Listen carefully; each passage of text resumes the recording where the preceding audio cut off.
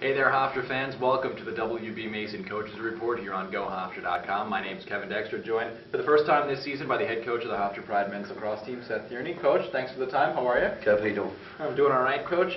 Getting ready for the start of the season here in a few days. But first off, how'd you enjoy the off-season? Getting ready to get back and playing some games here soon? Yeah, it's been a long off-season. You know, you lose those one-goal games last year. It kind of stays with you. It's a long hangover, and it'd be good to get the game uniforms back on. We got back, and the guys have practiced pretty hard. There's some changes to our team, and we're looking forward to this week of preparation for game week. This always brings a sense of excitement to it. And before we look at this year's team, I want to quickly look back at last year. You mentioned 6 one-goal losses. It was certainly a tough season. So what was the biggest thing you and the staff and the players really took away and learned from a tough year like last year? I think a lot of guys got an unbelievable experience. Anything that comes out of my mouth is going to be a little bit excusey to this situation, but we did lose a couple of players to injury, a couple of big players. Kevin Ford early on, in his car accident, and he's a 2-3 goal game guy. Brad Loiseau, Adrian Sorchetti having a stress fractured back towards the end of the season and losing those last couple of games by 1. Those are the guys that can pull you over the top and make those one-goal games, one-goal losses, one-goal wins. But with that being said, a lot of freshmen played last year that are sophomores now, and they got invaluable experience. So we're excited to get things rolling. We learned a lot of lessons last year, and hopefully we can make them turn this thing around. Well, you lose a couple of key seniors from last year's team. Most of this team is back from last season, but no more Andrew Gavazin in net, no more Michael DiNapoli, who had a big season on the attack last year. What are you really going to miss from those guys who graduated? Yeah, I mean, we miss them. There's no getting around it. Andrew Gavazin did an unbelievable job for Hofstra men's lacrosse. He really did. He played a lot of games for us, saw a lot of rubber, and did a great job. He did. And Michael DiNapoli, and he ended his career on a high note, and we certainly miss his poise and his game day coolness in the locker room. So with that, one guy leaves, another guy has to step up.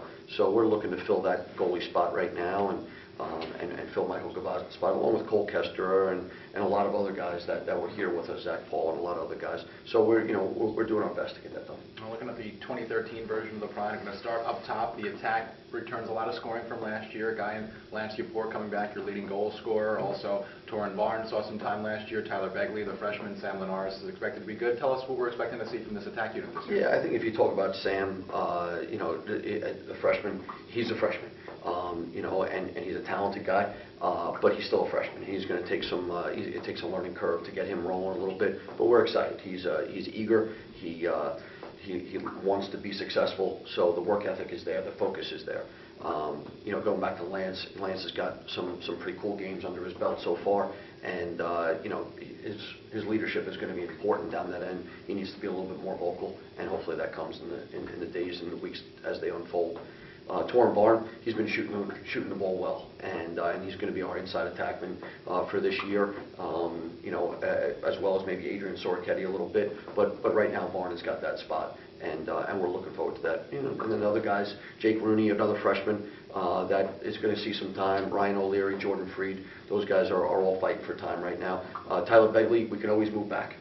But at this point in time, we're going to have him play some midfield for us this year. Well, you mentioned the midfield. Adrian Sorchetti, your leading returning point scorer from last year. He's back in that spot. Mike Malave had a big end of his freshman year going into his sophomore campaign, and also have some depth now with guys like Brad Loiseau, you mentioned him before, coming back. Drew Caholen coming back off the injury. So tell me a little bit about the midfield. We got 6 or 8 guys right now, and we've been banged up a little bit. Brad Loiseau's still not 100%, so we're waiting to see how he plays out. Tyler Johnston's a guy that scored a couple goals for us late in the season, and he got banged around a little bit, so we're waiting to get him back.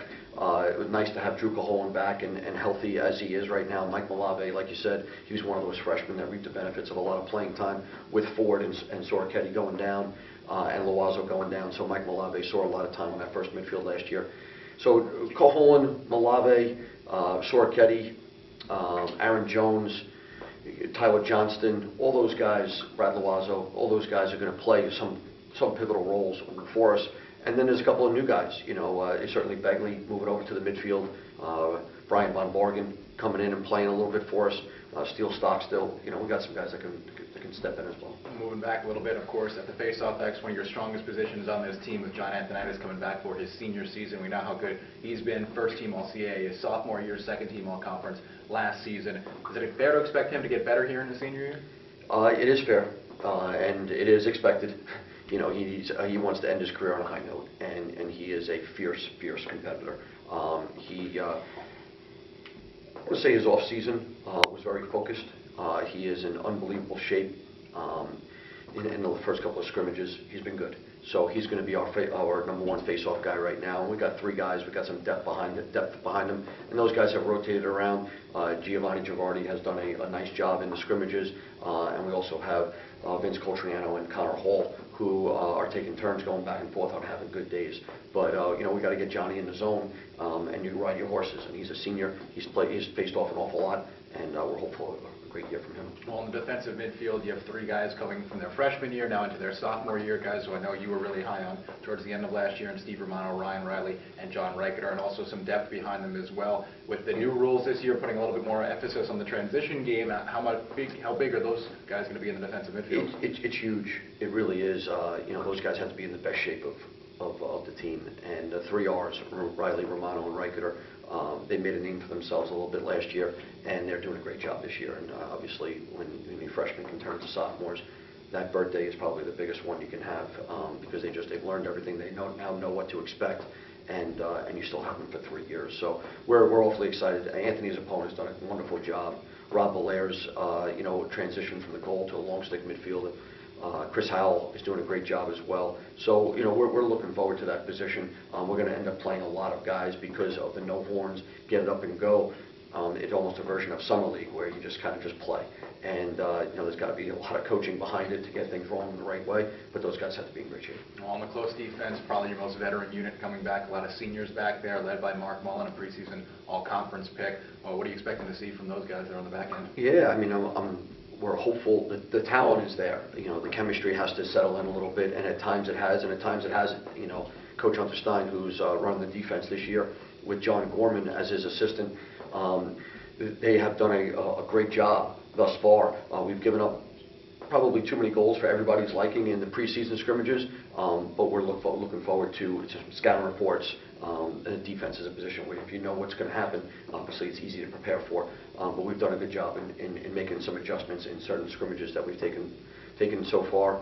But Hamilton, Cody Shalaya, and Mark Mullen will be the the top 3 guys. And then 4 and 5 are a guy by the name of Jack Moorhead, Finn Sullivan, a freshman, and then we've got some other guys, you know, Shane Sweeney, Juliano Bove. Those guys will round out the close defense. Well, in that, we talked about Andrew Gavasin graduating. That's a place where you got a lot of guys competing for that starting job. Any closer to picking a starter for Saturday? We met with a couple guys yesterday, and we are absolutely no closer. We're going to probably make it. We told them how close the race was. We've got a lot of talent in the goal, and you know, with that being said, you know, we do have to pick a starter. It's probably not going to take place till later in the week. We told them that we're going to put a huge emphasis on this week of practice. Chris Selva has done a great job in the scrimmages. Ryan Brandt has done a great job in practice. Eddie Collins is coming around after missing the fall. Jason Rosenzweig gives us you know, some great depth and just a lot of fresh air in that department. And so we're fortunate. We have 4 goalies that at any point in time that can go into goal. At this point in time, if you ask me today, Selva and Brandt are the leaders for that spot, and we'll see how practice goes this week before we name a starter later on this week. Well, you mentioned the scrimmages when you get set for Sacred Heart on Saturday. We'll talk about them in just a second. But what did you really take away from these few preseason scrimmages you had? You go up to Syracuse. You also have Marquette and Penn coming here. What was the biggest thing you saw from your team here in these few preseason scrimmages? Yeah, we saw some good things. You know, we're trying to feel out the new rules and how they're going to affect us. We're trying to feel out some personnel. So I don't think you can read too much into the scores. Syracuse did jump on us early, and then we fought back in it. And the Penn scrimmage that we just had, they got after us pretty good. We learned some lessons. We watched some film, and we're going to continue to get better from those. The Holy Cross and Marquette scrimmages were good. We had some success against those teams, but right now, we're focusing on Hofstra during Sacred Heart Week, and we'll mention some Sacred Heart stuff today, and certainly later on in the week we'll talk about it more. But right now, it's about Hofstra. Well, tell me a little bit about what Sacred Heart you're expecting to see from them on Saturday, what they're going to bring here in the season opener at Stewart Stadium. Yeah, listen, they gave us all we can handle last year. They are a very well-coached team by Tom Mariano. They usually have a very good goalie. We don't know much about who they scrimmaged. I know that they went with Villanova, and it was close in the beginning, and then Villanova took off a little bit. They got a couple of talented attackmen in Maudsley, and they're just talented, skill-wise. So we got to figure that out. Cody Marquis is the other attackman that can put the ball in the goal. They're athletic on the defensive side. They like to ride. So we're going to have to put in a few things for the clearing game to make sure that we clear it the first time. Facing off, that's going to be the name of the game, because if there's going to be more transition opportunities because of the rules, then there could be some more goals scored. With more goals scored, there's going to be more face-offs. With more face-offs, there'll be more ground balls. So all of those things need to take place. Well, finally, Coach, Saturday, season opener again, as we mentioned, against Sacred Heart here at Stewart Stadium at 1:30. What's going to be the key to starting off the season with a victory? Energy, excitement, putting the game uniforms on again, being organized and igniting the offense a little bit, and just trusting the defense that there's a guy there waiting to fill your spot if you have to slide, and that we communicate at a high level. Again, the game is not going to be won and lost in the first face-off or in the first quarter, and this whole thing is a marathon. So we need to take this first game, and we need to make sure that we push in the pile. We're all in. You don't play that many games, and we'll see what happens. I'm excited for it. All right, head coach Seth Tierney and his squad getting the season underway on Saturday afternoon, a 1:30 start against Sacred Heart over at James M. Stewart Stadium. Coach, thanks so much for the time. Best of luck on Saturday. Thanks, Kevin. And thank you for tuning in to the WB Mason Coaches Report here on GoHofstra.com.